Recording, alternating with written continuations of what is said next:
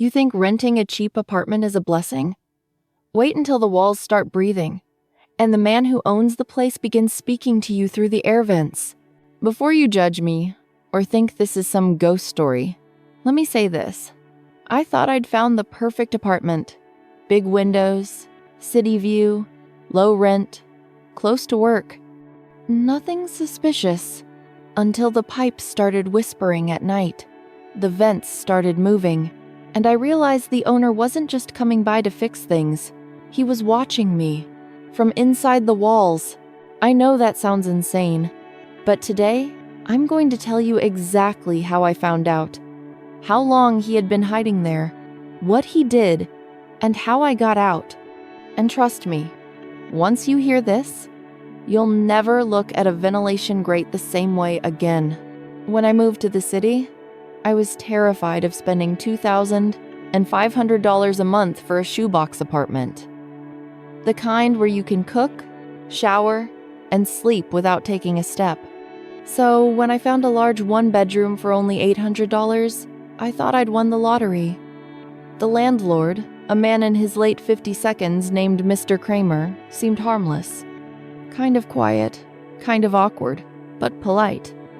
He handed me the keys, told me the building was old but full of character, and I didn't think twice. The first night was amazing. I decorated, unpacked, played music, danced around like an idiot. I finally had space, privacy, and silence. At least, I thought I did. Around 2 a.m., I woke up because I heard tapping. Not loud, not like knocking, more like someone tapping a pencil on the wall behind my bed. I told myself it was pipes or heating. Old buildings do weird things, right? I forced myself back to sleep. The next morning, my things had moved. Not dramatically, just different. My phone charger was on the opposite side of the table. My bathroom cabinet door was open. My window blinds were slightly uneven, like someone had lifted one and set it down again. Maybe I was just tired. New apartment, new environment. Maybe I'd done it myself. I shrugged it off. For weeks, the tapping continued every night. Sometimes clicking, sometimes a soft creak, like someone shifting their weight on the other side of the drywall. I tried banging on the wall, yelling, playing loud music. It didn't stop. One night, I was lying in bed scrolling on my phone when I heard something different. A faint voice. It whispered, "Good night." I froze. My entire body turned cold. The voice wasn't coming from my room, it was coming from inside the vent, right above my bed. I shot up, staring at the grate. Maybe I imagined it. Maybe it was the neighbors. But then I heard soft breathing. Slow. Deep. Close. I didn't sleep the rest of the night. The next morning, I called the landlord. I told him I heard noises in the vents. He laughed it off with a weird chuckle and said, "Old building. Airflow shifts. Nothing to worry about." He didn't come check. He didn't even ask questions. And that's when I noticed something strange about him.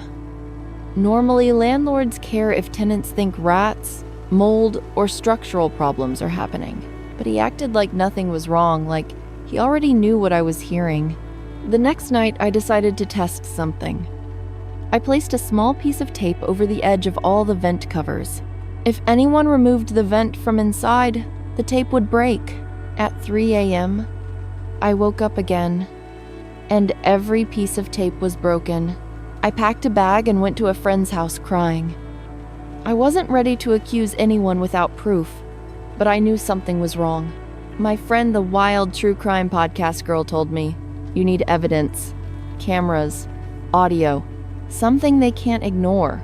I didn't want to think someone was breaking into my apartment every night. But what if they didn't have to? What if they were already inside?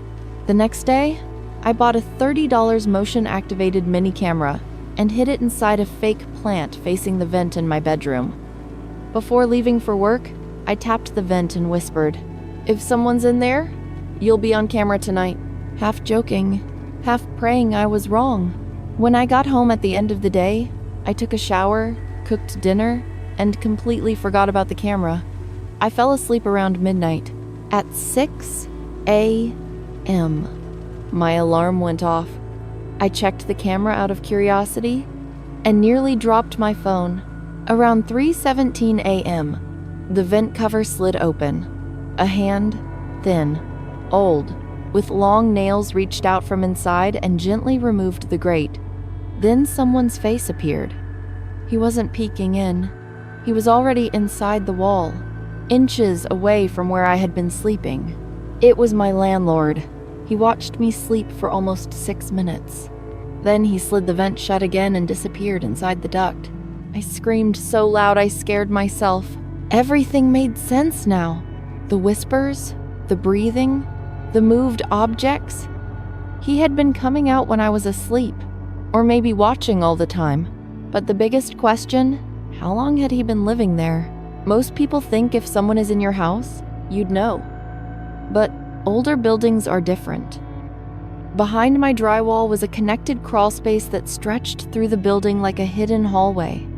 The police later told me some buildings from the 1930 to 1950 seconds had service tunnels for electricians and pipe workers. Over time, walls were built, apartments divided, but the crawl spaces stayed. He knew the building better than anyone. He probably knew every nail and pipe by heart. But I still had another problem. No one wanted to believe me. When I showed the video to the police, they first thought it was edited. When they realized it wasn't, they sent officers to the building, but the landlord wasn't home. They searched the apartment, knocked on walls, checked doors, nothing, until one officer put his ear against the wall and said, "I hear something." A scraping sound, slow, repetitive, metal against concrete. They followed the noise across the bedroom wall until they reached the bathroom. Behind the sink was a section of drywall that sounded hollow. They smashed it open with a hammer. Behind it, a hidden hatch. And behind that hatch, the crawl space. The officer climbed in. We waited. 5 of the longest minutes of my entire life. Then he shouted, "He's here!" They pulled the landlord out covered in dust, sweat, and holding a small camera and notebook. He didn't fight. He didn't deny it. He looked at me with this blank expression, like I was the one interrupting his home. During the investigation, I learned details that turned my stomach. He had been living in that crawl space for at least 7 years. Not just when I moved in, he'd been doing this to other tenants too.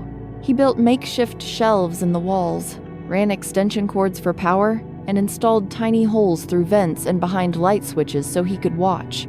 He had logs, pages and pages documenting what time tenants came home, what they did, who they dated, how they slept. He liked living with people without them knowing.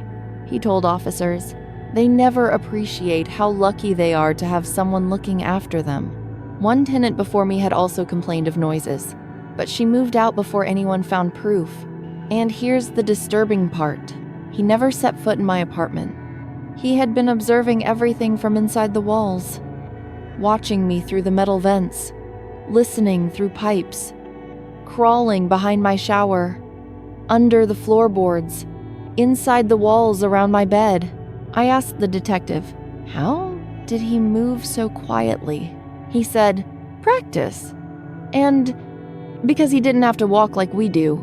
The crawl space beams were laid out like rafters. He just slid across them on his stomach, like a snake. I still can't sleep comfortably on my side to this day. A week later, I had to return to the apartment with officers to collect my belongings. I didn't want to go in alone, even for a second. Every step felt like the walls were watching me back. When we entered, the place seemed smaller. Not physically, just knowing what was behind every surface made the room feel claustrophobic. Like instead of drywall, the apartment was lined with living eyes. An officer showed me something they'd missed before. Behind the vent in my bedroom was not just a crawl space entrance, but a small indentation scratched into the metal. The words were faint, but still readable. She's perfect. I felt dizzy. My body went cold. That was the moment reality hit me in the face like a brick. I had been living alone, with someone who didn't want me to know he was there. Someone who took notes on my sleeping patterns. Someone who could have reached through the wall at any time. That night, I stayed with a friend. I didn't shower with the bathroom door closed for weeks. Every sound made me jump. Tapping, pipes, air ducts. Even now, when I hear houses settle or heaters click, I feel my stomach twist. He was charged with multiple counts of illegal surveillance, trespassing, and criminal harassment. But part of me still wonders, how many places have hidden spaces nobody knows about? How many people blame old plumbing, thin walls, or the house settling, when someone might be right on the other side? So yeah, if something feels wrong in your home, trust yourself. I'm not saying assume there's a person in your walls every time you hear a creak, but don't assume you're crazy either. We're taught to ignore our instincts because we don't want to sound paranoid. If I had kept quiet, I might still be sleeping inches away from someone watching me breathe. Sometimes the things that scare us aren't ghosts or demons. Sometimes they're real people who don't know what privacy means. And if a rental looks too good to be true, maybe check the vents first.